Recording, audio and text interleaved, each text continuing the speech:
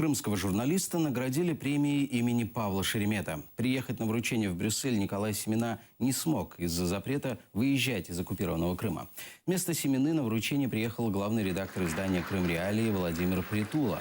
Эта премия названа в честь погибшего в этом году в июле журналиста Павла Шеремета в знак уважения за его вклад в дело продвижения свободи слова і прав чоловіка. Микола Семена – метр кримської журналістики. Він автор «Крим Реалії», «Радіо Свобода».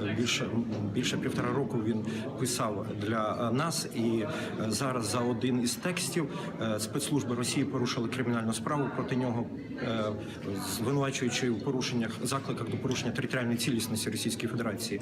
Важливо це з огляду на те, що всі 6 країн Східного партнерства визнали, що саме в Криму на сьогоднішній день є найбільша кількість порушень прав людини, і що саме журналісти з Криму потребують найбільшої опіки, найбільшої уваги для того, щоб вони могли здійснювати свою професійну діяльність.